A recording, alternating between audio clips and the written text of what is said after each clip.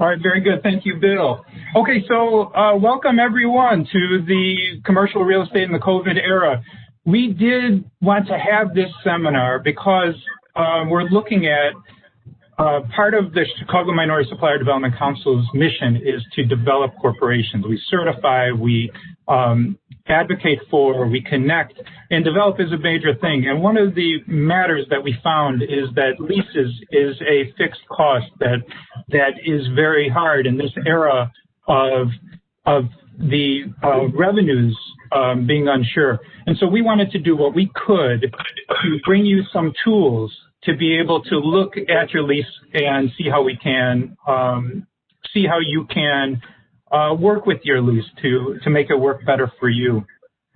What we're going to do in today's program is all your questions, you could go ahead and chat your questions in, and I'm going to read the questions to Bill throughout the program. After the program, and I'll say this again later on, we're going to send these slides, and I'll send you Bill Himmelstein's information later as well. So just a little bit about the Chicago Minority Supplier Development Council. I don't know if you've noticed from my emails that I am paid under a grant from the Department of Commerce called the Minority Business Development Agency Business Center. The council has a few centers that give services on behalf of minority suppliers. We have the Business Center here in Chicago and in St. Louis, where we have procurement and financial consulting abilities, and then we have the same Business Center out in St. Louis with other professionals. And we have a CARES Act Center that is dedicated to small businesses. We have an export center that helps you to export and with a focus on Africa. And we have a technical assistance center from the tollway. So in these ways, we could assist in helping you grow your business and using our network to help you expand out. Now, I am an attorney, and I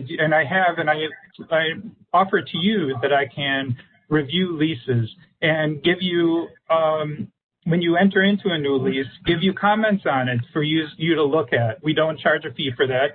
I just give you some comments as from my perspective, what you could look at. But the key is that I don't negotiate leases, and I don't really have an insight on how to negotiate a lease. That's why I wanted to bring in Bill Himmelstein. Now, William Himmelstein is the founder and CEO and managing broker of Tenant Advisory Group. Now, we're very excited to have him here, and he has been a great supporter of MBEs. He's been on our panel close to a decade ago. We just realized it's been a little while, and amazingly, Bill still looks exactly the same. So we are excited. And so, Bill, if you can tell me to advance the slides, I'm going to get you going. Again, if you have any questions, go ahead and chat them in. Bill? Excellent. Well, thank you so much, Josh. I'm honored to be here. And, my goal today is just to impart some knowledge about what's going on in the market and how you might be able to take advantage of this for your business. If there's any questions, Josh is going to just interrupt me. I'm very open for questions or anything that you might want to dive into more about. So I'm going to try and go through the slide presentation as quickly as possible to really get to the meat of the issues, which I believe is at the very end. So we'll go to the next slide. Yep. It's there's 7 key points of discussion, one of which we're actually going to skip. We're going to talk about the state of the current market, like those stats and figures that you read about in the newspapers and cranes about vacancy rates, the amount of sublease space on the market and what the rental rates are. But then the next step, we're going to go through and talk about how those actually compare historically. Putting those numbers into context is very important. We'll touch on what the different sectors are doing, both retail, office, and industrial. We'll talk a little bit about buying versus selling or buying versus leasing. A key thing we're going to touch on is what are business owners actually saying? Should they keep their space versus going completely remote? Are they going to stay in the city versus going to the suburbs? And so, a lot of people, they might be talking to different people in their community, but I've spoken to well in excess of 250 business owners since the beginning of COVID. So I've got a real good finger on the pulse of what these business owners are saying. We're going to skip this section 6 about how to come back to the workplace safely, but I do have some materials after the presentation that I will share with all the registered participants. And with that issue, as well as all these other things, I will always be available to jump on a call, a Zoom, answer questions, talk about any of these in more detail that you want. And then lastly, this is really the coup de grace, is ways that you can take advantage of the current market conditions. What can you do with your business to save money or not spend as much as you are right now? So we'll flip to the next slide and dive right into it. The state of the current market as of the end of the third quarter, there was, in the third quarter alone, an additional 3 million square feet of sublease space that came on the market, making the total of sublease space in the Chicagoland area to 9 million square feet, which is the largest amount of sublease space Chicago has had in its history. We're also looking at 6 million square feet of new developments that have broken ground in the quarter, of which, of that 6 million square feet, 3.8 million square feet is still available. So only 2.2 million square feet has been pre-leased. The vacancy rate has now climbed to just shy of 13%, which is its highest point since 2014. Rental rate growth has dropped to 0.5% year over year. Now, keep in mind, that is rental rate growth has slowed to 0.5% year over year, which is the lowest it's been since the fourth quarter of 2009. I think we all can remember what was going on then. It wasn't pretty. Class A rental rates, we're at an average of about $38 per square foot. This is downtown Chicago office space, by the way. Class B space is renting for about an average of $23.50, and Class C is at $19. I'm sorry, that's not downtown office space. That's office space throughout the Chicagoland market. Josh, we can hit the next slide. So what's really important when you hear these numbers and these statistics is to put it into context. And a great context is, how does it compare historically? So we have a total of over 500 million square feet of space and almost 210 million square feet of office space just in downtown Chicago alone. So when we're talking about adding, getting to 9 million square feet of sublease space, it's really about 1% of the overall vacancy rate due to subleases. When we're talking about 6 million square feet of new developments hitting the breaking ground in the third quarter, it really represents less than 1% of total inventory. And then the 3.8 million square feet that has not been pre-leased represents, about 0.5% of vacancy. And none of that development or the buildings that are under development, they have not been accounted for on the vacancy rates. That will account once those buildings open up. That's when those vacancy rates are actually accounted for. We can go to the next slide. And so historically, what we've seen, so to put some color around the vacancy rates that we have today, that 12.9%, the last two economic expansion periods, the vacancy rates got to as low as about 7 to 8%, and this is for downtown office space. The last two recessions, the vacancy rate climbed to as high as 17 or 18%, depending on whose numbers you're looking at. So when we were talking to brokers and commercial real estate firms and landlords, they talked about equilibrium, which is considered the point where there's not a clear advantage for the landlord nor the tenant. We talk about that number as being 12.5%. So right now, it being just under 13%, it is definitely tenant favorable, but we're not that far from an equilibrium point. We do anticipate vacancy rates to continue climbing. But right now, landlords are not in a catastrophic mode. Let's look at the next slide.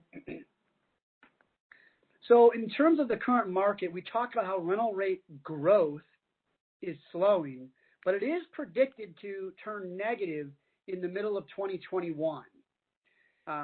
We haven't so far in the last 7 months, we haven't seen the direct landlords dropping their rates too much at all. What we are seeing from the direct landlords is additional concessions being offered, like more free rent and more tenant improvement dollars.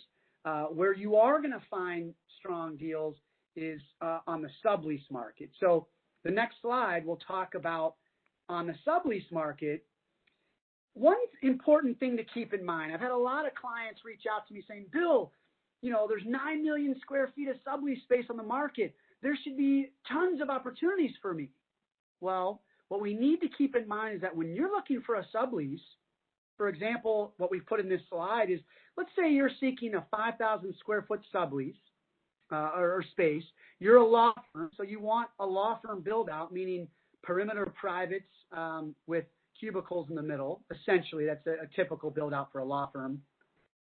And you're looking for a term of between 3 and 5 years, and you want to be in the central loop. Well, unless you find that exact specific sublease with 5,000 square feet with a law firm build out in the central loop with that amount of term remaining, no other sublease is going to work for you. For example, Groupon at the very beginning of the pandemic announced they were putting 150,000 square feet of space on the market.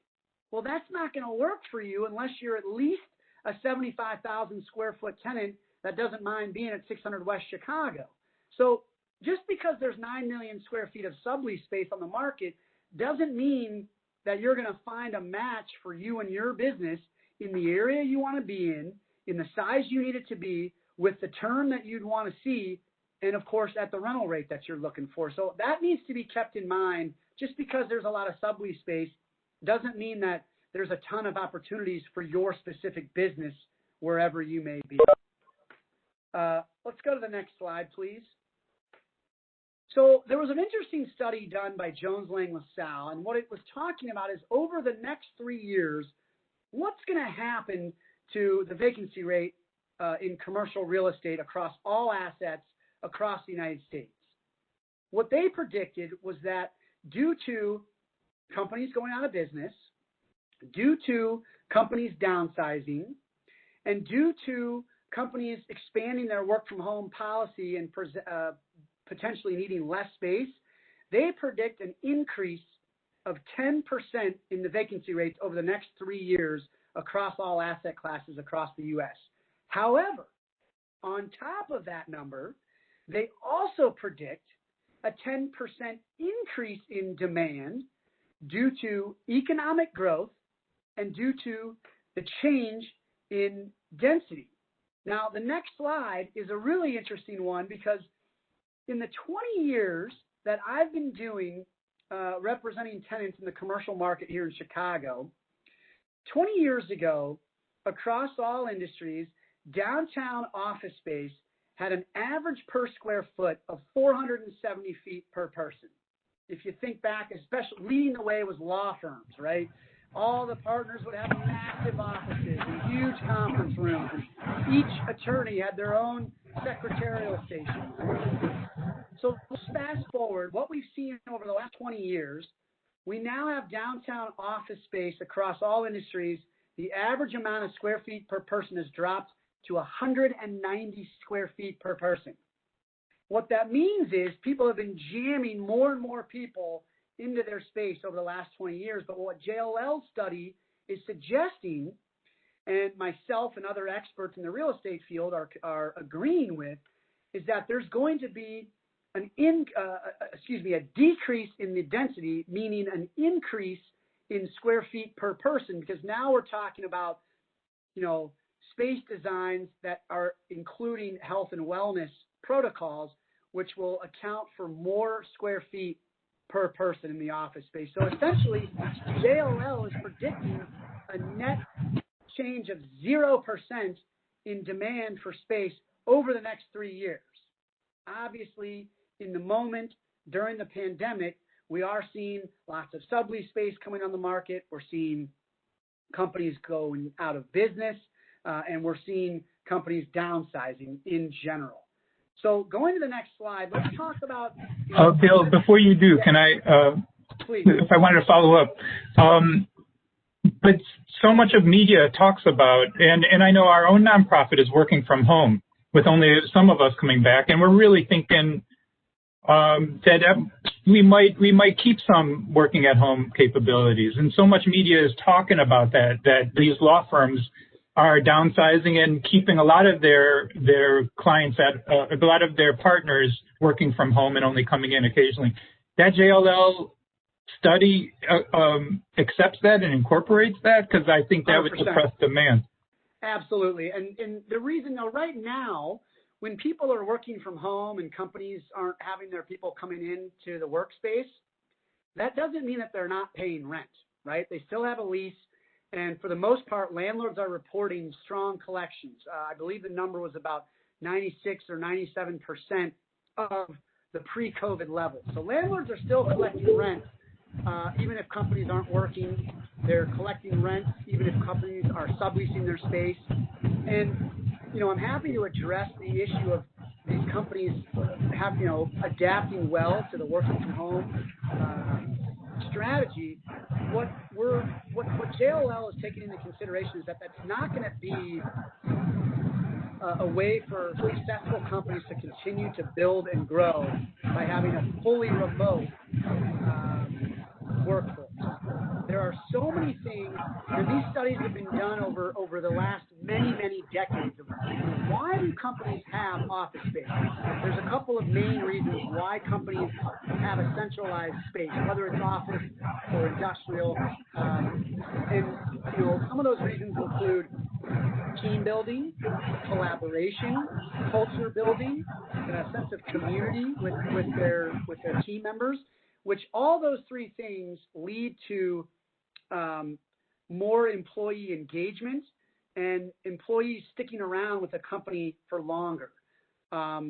Working from home might be productive. We're seeing very high productivity numbers, but that's not the metrics that leaders use to determine if they've got a successful growing business over the long term. One major thing that companies will lack with a fully remote workforce is that knowledge transfer that we get from the senior executives passing things on to the younger or newer workforce that they have. You don't get people chatting next to the water cooler. You don't get the senior executives answering questions constantly that they're getting from their newer employees. So it's really a challenging time for the younger workforce or the new people newer to a company to assimilate, to learn, and to bring as much value as they can. So yes, newspapers need to sell their media, and that's why they'll throw out a number like 9 million square feet of sublease space. Oh my gosh, the world is ending. This is horrible. But when you factor that into the overall market, which they don't give you those numbers, they don't say 9 million square feet. Really, that only represents about not even 1% of vacancy. And so putting those numbers into context really helps to change things. And we'll get in later, Josh, to what business owners are saying. But right now, I'd love to just, if we can, maybe there's other questions, we can certainly address that. But I think the media is there to sell newspapers and to present the numbers and the statistics, not in an all-inclusive fashion, but the one that's going to get the most eye-opening. Wow, that seems horrible. But then when you understand it as a whole, it's not as eye-popping. It's not as dramatic.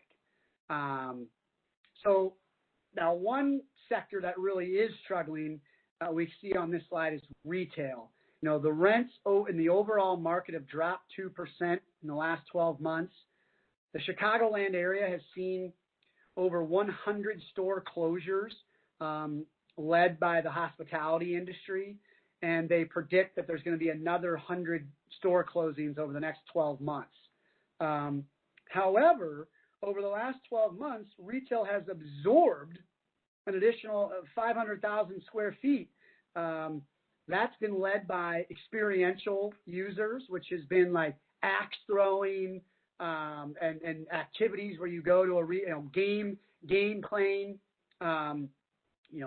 those online games that are being played, and as well as medical. Medical has been taking a lot of that additional retail space.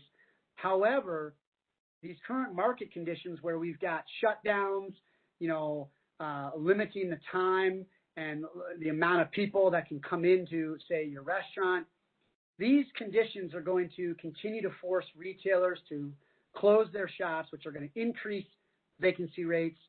And when vacancy rates go up, the rental rates will continue to come down. So we're seeing a lot of headwinds on the retail sector. Now, the next sector, industrial, they seem to be doing really well. There's been over 14 million square feet of net absorption over the last 12 months, fueled highly in part by Amazon's acquisition of 7 million square feet just in 2020 alone, bringing the total amount that Amazon alone occupies to over 15 million square feet in the Chicagoland area. Over that last 12 months, rental rates in the industrial sector have increased by 4%, and that is expected to continue. So while Amazon and others are out there gobbling up space, there's been almost 21 million square feet of new construction over the last 12 months. And that's still, and we talked about this 14 million square feet of net absorption. So the vacancy rate is still a very low 6%. And that's led by both Amazon with their push to have that last mile space, warehouse space covered, as well as there's been a tremendous desire for cold storage, meaning instead of people going to the grocery store to buy their groceries, they're ordering them from, Amazon and other retailers that are now bringing you your groceries. And so they need cold storage next to as many residents as possible. So the industrial sector is really moving along very strongly right now. The next slide talks a little bit about buying versus selling. And I always talk about buying, the industrial sales process is really the three key dependents are location, the type of property you have, and the price you're listing it for.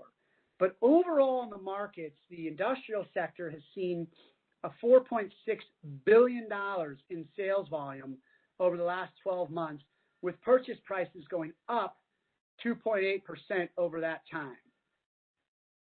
Retail has been met with caution from both the lenders and the investors alike. However, there still is a strong demand for single tenant triple net leases with strong financials. So high triple net or triple A credit tenants, those properties are trading still very heavily as investors look to park their money into safer opportunities. However, in the retail sector, the sales volume failed to hit 400 million in the second quarter for the first time since 2012. So there's really been a slowdown in the retail investment sales sector. So these next couple of slides are talking about what business owners are saying, what they're thinking, and what they're doing. The next slide talks about me. I mentioned earlier that I've spoken to well over 250 business owners.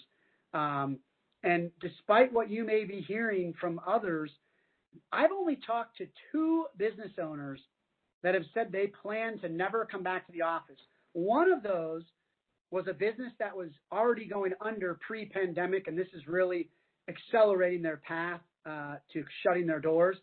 And the other business owner, they already had one foot out the door. They were always in odd locations, and they never had much of a value placed on the office space in general. So most business owners, I'm saying, they all are anxious to come back to the office. Their employees want to get back to the office. They just want to wait until it's safe. The next slide talks about, what are these business owners thinking? Bill, before you go into that, there was a question going back to you're talking about retail versus industrial. This is a question that we had. Where do you see mixed-use commercial space going the next 12 months? Mixed use in terms of commercial space for business that rent time to use the facility, like office space and commercial kitchen space, that shared space concept.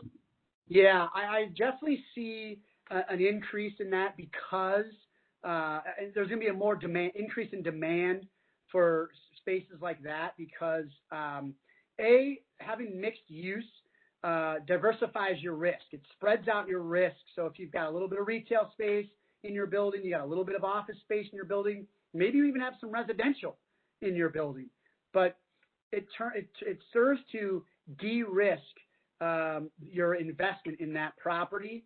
So another thing that we're going to see is shorter terms. We'll talk about this a little bit later in the presentation, but while we have a lot of uncertainty with both the pandemic and still with the election, we're going to see people, if they have to commit, they're going to be much shorter terms to those leases, whether it's office, industrial, or retail. So I hope that answers that question. I do see an increase in mixed-use opportunities and development. And as far as you've seen that the mixed use as an industry is going to weather this pandemic? I think so. I think anyone if you have the least amount of retail as possible, you've got a good chance of weathering the pandemic.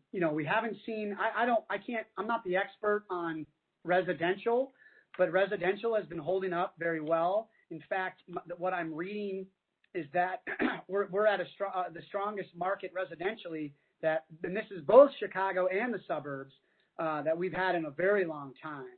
So there's properties are trading faster. There's less inventory, so prices are either staying firm or going up on the residential side. But again, I'm not a residential expert, but when you can talk about mixed use, and a lot of times a big part of that is residential, that sector is still holding up pretty well. When I'm talking to business owners, what they're thinking about, the questions they're asking me is, how do we return to the office safely? When can they get back to they want to get back to the office as soon as possible, or their manufacturing plant or their retail space. And what will that layout need to look like going forward? That's something that we address later. But on the doing side, what my clients and the business owners that I'm talking to are doing is that they're seeking ways to get free rent, which we'll talk about later in the presentation. They're looking at rent deferral opportunities or lease restructurings, and they're seeking ways to terminate an existing lease so that they can come back to the office or their industrial plant later after the market has softened, and negotiating will be much more tenant favorable. So the last one when I'm talking to folks is, are they staying downtown? And the overwhelming answer is yes. In fact, I haven't spoken to a single business owner that has their offices downtown that has said, we're out of here, we're moving to the suburbs. The reason in the last 10 years we've had a huge migration of businesses from the suburbs to the cities. The reasons for that was, really where any business, some of the factors they consider of where they want to be located is they want to be near their talent, they want to be near their customers, they want to be near their vendors, and they also want to be near dining and entertainment options. Those reasons of where you want to locate your office aren't going to be changing. They might be changing in the near term where we've got this pandemic going on, and we did have some civil unrest with the riots and the race riots. But overall, businesses still want to be near where their team members are, where their talent is, and near their customers. And doing those things and locating in a space, that's what keeps your employees loyal and productive over the long term. What are clients doing for planning for the future? What I've been telling people is that for every client I have that is looking to downsize or sublease their space, I've got the same amount of clients that are growing and that are seeking new space and looking to relocate. The biggest difference that I'm seeing is with our listings. So those clients of mine that are trying to get rid of space and sublease space, they're getting little to no activity. In the past, for any sublease listing we had, we would see 1 to 2 inquiries every week. Now, we're mostly getting 0 inquiries. Sometimes we'll get 1 inquiry.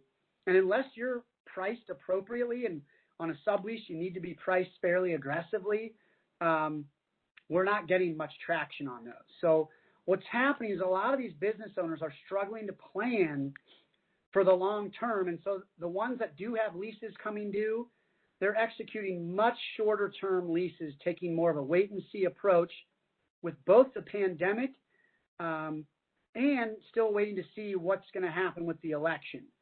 We anticipate, we see this every election year, there's a wave of activity post-election, regardless of whether it's a Republican or a Democrat.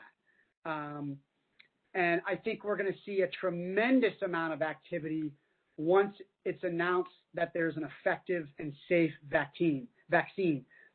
Now, that's not when a vaccine is going to be widely distributed. I think once we have a sense of, okay, we can see the light at the end of the tunnel, there is a vaccine that's been approved by the FDA with whatever percent effective rate it might be, I think people are going to feel a lot safer, and they're going to come back to both the office and the industrial space.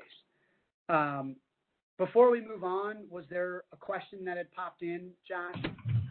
Yes, there sure was. Attendee said, we have a termination clause in our lease. So he was looking at that one note that you said that some clients are doing exactly that to negotiate a better terms.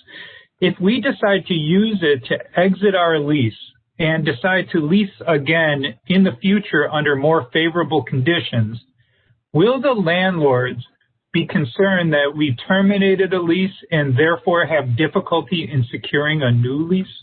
Excellent question. The answer is, it's possible that your current landlord might think that, but that's the only landlord that's going to know it. This is not public record. Landlords do not in fact, they typically don't communicate with each other. I haven't, in my 20 years of doing this, I've never gone to a landlord where they've said, well, we've heard about this tenant from their previous landlord. So the answer is no. Now, if you stay with your existing landlord, they probably will be more hesitant to grant you a right to terminate because they don't want to see you taking advantage of it. But that's the point. That's a very, very tenant-favorable term to have in your lease, is a right to terminate it. Landlords hate to give it, and tenants, really what a right to terminate is, regardless of what's going on in the market, a right to terminate is really a right to renegotiate your lease. And so whether there's a penalty or not, we can always talk about that. But having a right to terminate if you're a tenant is an incredibly favorable term to have in your lease. And no other landlord will even know that you terminated your lease.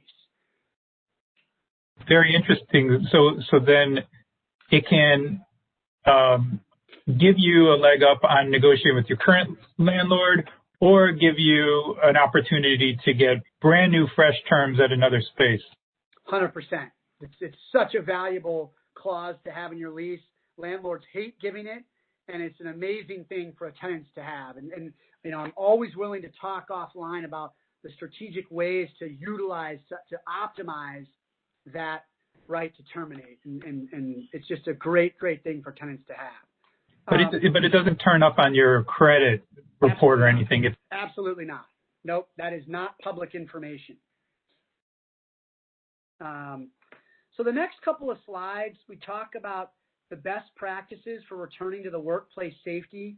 We're going to skip over that because I think people are, from what I read on the comments of people joining this webinar, was really about the last couple slides, which are ways you can take advantage of current market conditions. So perfect. Yeah, we're right there. So we can go to the next slide. The first one talks about getting free rent. And obtaining free rent. Right now, what I'm seeing on behalf of my clients is, and we can go to the next slide, Josh. It's standard procedure for a landlord to offer rent deferment. Now, that's helpful for some folks. What that means is, let's say you get 3 months of rent, of free rent, but then you got to pay that back over the remaining course of your lease. That's typically how it's displayed. However, this isn't good enough for some folks, and what they're going to want is actual rent abatement. But either way, whether you're going to ask for a rent deferment or rent abatement, you're going to need to be prepared to show your financials. Show that.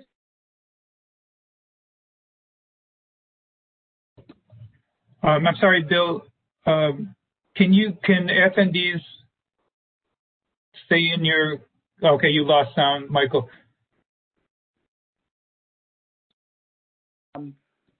Are just much better landlords, basically, is we have seen a few months of rent, maybe several half months of rent offered with very little to nothing in return. So it's possible to get a landlord to say, all right, we're going to give you 3 months of half free rent. Because keep in mind, a lot of these landlords, they're getting and have gotten relief from their lenders, where they've been able to skip a mortgage payment or, pay a couple half months of mortgage and tacking it on at the end or something like that. But more often than not, what we're seeing is you will have to offer something in return to the landlord, like additional term, in order to get some free rent now. And that is what leads me to the next slide. Oh, Bill, and then, I'm sorry. And then, Bill, can you say, is it different when you ask for free rent at the outset versus 2 years into an existing lease kind of thing? Well, I would say normally, yes. Typically, a landlord's going to say, you can go pound sand. You signed the lease. It is what it is. We're not going to make any changes. This is a very different situation with this global pandemic. And, for a while, we weren't even allowed to go to our offices and go to our space. And now we can do it in reduced numbers, reduced density. But a lot of companies, their people and their leadership just aren't feeling safe going back. So it's a really different time where now, yes, typically at the beginning of a lease, you should have a free rent period. What we're saying now is we're going back to landlords saying we're experiencing financial hardship, not due to anything from our business that we did wrong. It was due to this global pandemic. And if we're going to survive this pandemic and continue to be an on-time rent-paying tenant of yours, Mrs. Landlord, we need to have some relief. We need to be able to reduce the rent we have now. We need to have a couple months free. And so, to the question, it's very common to have rent up front. It's extremely uncommon to have rent in the middle of a term unless that's negotiated up front. But right now, given the times that we're facing, landlords they've gone to their lenders to get relief. And I think it's reasonable as a tenant to go to your landlord seeking some relief. And, that first slide that we just passed through, this is the perfect slide to be on right now. But we talked about, yes, you should ask. You should absolutely ask your landlord for relief. Be prepared to show if your business has been going just fine, there's been no changes, or you're growing, you're not going to get any rent relief. But if you can show that your second quarter compared to last year's second quarter was down 10, 15, 20 plus %, you should be able to get some sort of relief. And one of the biggest ways that we're seeing is through a lease restructure. So you take an existing lease and assume that, let's say you've got 3 years or less left on your term. You can restructure that. And usually if you have an opportunity, if you need to downsize your space, or of course, if you need to grow your space, you should be able to take the remaining term. So let's just say you've got 3 years left. And if you add additional term, we can drop your rental rate. So if you were paying $30 a square foot, yet you add some term to your lease, you might be able to drop your rental rate to $25 a foot, as well as get some free rent. We call this strategy a blend and extend. You're blending your rental rate down by giving the landlord a longer term of cash flows, even if that rental rate is lower, but they've got more term out of their tenant. And so that's a strategy that can be discussed further offline, or if there's more questions about that, I'm happy to address. But then the next slide, we've had some of our clients talk about, hey, we would like to terminate our lease, even if they don't have a right to terminate. And they're talking about what are some ways that we can effectively walk away from our lease without getting pursued by the landlord. Now, the main key here, I want to note, I am not an attorney. I am not qualified to give legal advice. But with my experience in terminating leases without a right to terminate, I've done this before the pandemic 3 times.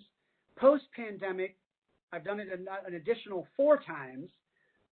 The biggest key in terminating a lease and walking away from a lease and saying, landlord, here's the keys, we can't pay this anymore, is to find, first of all, is looking at the terms in your lease to seeing what kind of language that the landlord has to provide the landlord's duty. Say they have to provide a safe and quiet enjoyment is typically in every lease, which means they have to provide an effective work environment for you to conduct your business.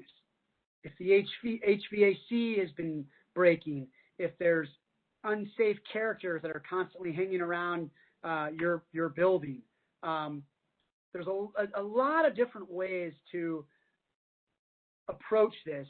Typically, without a right to terminate, there is going to be some risk involved, but I will tell you that even before the pandemic, it was extremely rare for a landlord to pursue a tenant if they walked away from a lease. That's part of the risk of being a landlord, is that some of your tenants are going to go under, or they're not going to perform under the requirements of their lease, aka paying their rental rate.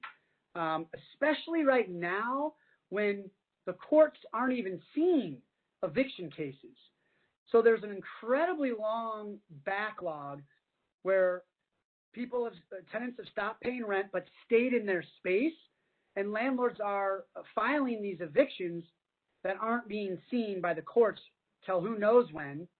Now, when they are seen by the courts, keep in mind we are in a heavily democratic state and have a heavily democratic judges in our court system, which means they typically are going to favor the individual as opposed to the big corporation. They're going to favor the tenant versus the landlord. And when we've got an argument to saying, Judge, it was a global pandemic. My business was down 20%.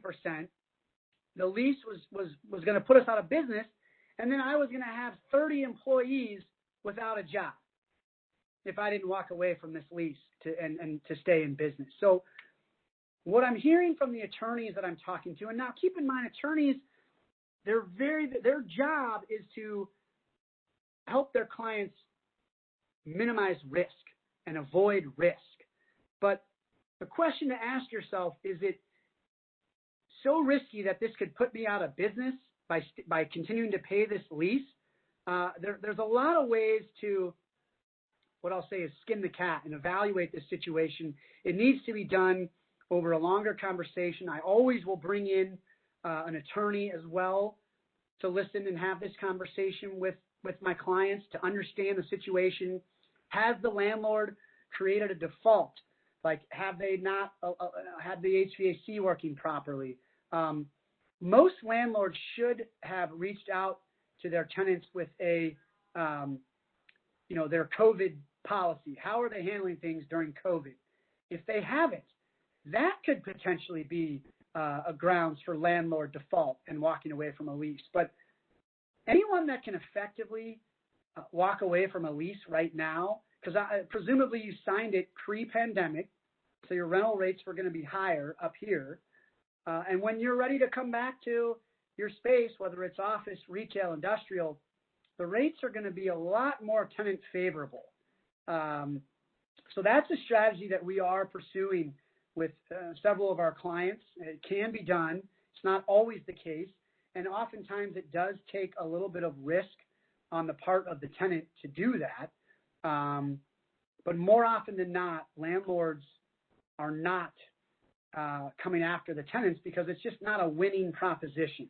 It's going to end up costing them a lot more money. It's going to take them a significant time period to pursue this. And they don't often win, especially in a time like this. So I'm always happy to talk about more of, well, anything that was in this presentation. You know, we will always take time to communicate and listen and ask questions and give our feedback. But at this time, you know, I'm happy to open it up to more questions if there were any, Josh. Okay, very good. One of the questions that somebody had was, how do you have leverage to negotiate a terminating lease clause? What kind of leverage could there possibly be to convince a landlord to offer that clause? The leverage is that you'll terminate and move somewhere else. And so presumably there's going to be anywhere from 2 to 5 years left on that lease. Yes, sometimes, oftentimes, a termination clause includes a termination penalty. So the tenant will have to pay the landlord. Typically, it's unamortized cost of the transaction. So the unamortized cost of the free rent, unamortized cost of tenant improvement dollars, as well as leasing commissions, and sometimes there might be a couple of months of rent. So the landlord might get the equivalent of 6 to 8 months of rent in that penalty. However, the new landlord for the tenant oftentimes will pick up that termination penalty. They might give a significant period of free rent at the new space, at the new building. And so the leverage is essentially saying, look, not only are you going to get this space back, Mrs. Landlord, but you're also going to have a significant downtime period. Even pre-pandemic, it would typically take a landlord anywhere from 6 to 9 months to release a space. But now it might be even longer. Plus, they're going to have a much lower rental rate that they're getting. So it's the best deal for a landlord is always to keep their existing tenants, even if it's at a lower rate. So using that right to terminate as the leverage for the tenant to say, hey, look, we'll walk. You know, sometimes terminations don't have any penalty. Well, that's the most incredible piece of leverage you could have as a tenant. But by saying we're going to exercise this right to terminate and we're going to walk away from this lease, it puts the landlord on the defensive by saying, well, we don't want to lose this tenant 3, 4, 5 years before their lease is up. We need to come in and say, all right, we're willing to restructure your lease to something that's more resembles the market conditions, and we'll drop your current rental rate and give you a period of free rent. And what they'll usually ask for in return is that you extend your lease a little bit longer than what it was. But there's great ways to exploit those rights to terminate to your benefit as the tenant. And we've done, you know, I'm not going to say we've done hundreds of them, but we've done many of them where it always typically works out very well for the tenant, regardless of what the market is doing. We have another MBE that is considering, she's got a retail business and is considering going strictly online and leaving the bricks and mortar because the bricks and mortar is such high overhead. What do you say to her that justifies that high overhead? So to justify it, I mean, I wouldn't try to convince her to keep it. That's not what I would say. I would say, how are your sales looking online? Are they growing? Well, you know, I mean, if you can do that, I think that's a wonderful thing to do. What's important to analyze is how much business was that retail space generating? Were people walking in and saying, oh, I'm so glad there's a widget store here. I need a widget. That to me, the retail landscape is changing dramatically, and it's a lot of it is going to that online sales, which in turn is what's driving the demand for industrial space. Because now what I've been saying is retail space really is now industrial, because instead of people going to a store to buy the widget, they're ordering it online and it's being delivered from a warehouse. So if your business can maintain its profitability by being entirely remote, I would say do it. I think that's a great thing to do. Now, one of the reasons, obviously, manufacturers can't go remote because you can't make that widget in your employees' homes. And office space isn't going remote because you need that collaboration. You need the knowledge transfer. You need the culture building to be a successful and growing business. Retail, the landscape is changing to online. So what I would say is that if you can still be a profitable business solely with an online presence, then God bless you. More power to you. I would do it. Excellent. And we have one final question here. He says, I currently rent space for my engineering company with an eye towards purchasing a space in the future. Do you see the commercial real estate market in Chicagoland going through a market crash in the next 12 months like it happened in 2008? What is your anticipation there? That's a wonderful question. Now, first of all, I've got a wonderful flyer on the pros and cons of leasing versus buying. And I'm going to share that with you, Josh, to share with your members after this presentation, because it talks about the pros and cons of both. It's going to allow you to think through some of those issues of, is buying the right thing to do and why? In terms of a crash, I really am not, on the difference, it varies on the different sectors. Retail, yes, retail is going to struggle, and it's going to get worse. Office, like I said earlier, we're at just under 13% vacancy. It'll increase. Do I think it'll surpass that 17 or 18% we were at the last two recessions? I do. I do think it's going to go past that. Is it going to go past? I don't think it'll get much past 20% vacancy rate, but that's a great thing for tenants. The higher the vacancy rate, the better it is for tenants. That's all we represent. Tenant Advisory Group doesn't work with landlords. We work with tenants. So when I see vacancy rates going up, I see rental rates coming down. And that's what I love for our tenants. So you talk about buying a space, depending on what it is. If it's office space, yeah, I think you're going to have some good opportunities to purchase at a low rate. If it's industrial space, I don't think you're going to have a great opportunity to buy at a really low price. That being said, if you can be a long-term holder of that commercial real estate, regardless of whether it's office, industrial, or even retail, I think you're going to do well over the long term. And I would never buy real estate hoping to get a quick appreciation. I'd never advise my clients to do that. I don't like that strategy.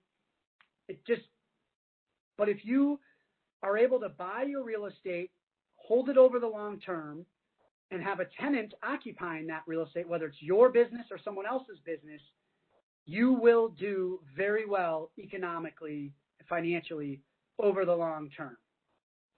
Even if you don't get any appreciation, you will. There's a lot of tax benefits to the debt that you carry on a property. If it's your business that occupies the space, you can charge yourself what is defined as a very high rental rate. Obviously, you can't be exorbitant, but you can charge your business a very high rental rate.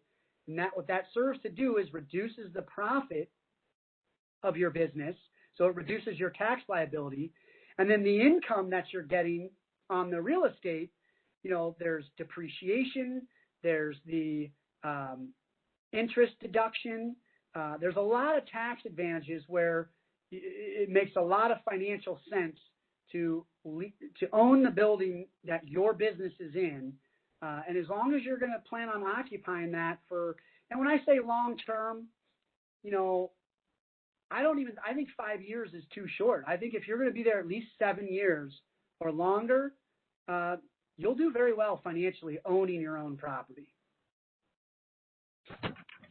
Well, Bill, I really appreciate it. This has been very informative. Like I said, to all attendees, I'm going to send out the slides, send out information from Bill in a way to get in contact if you wanted to. I look forward to working with you in the future, Bill, and thank you again for coming in. Thank you so much for having me. I appreciate the opportunity.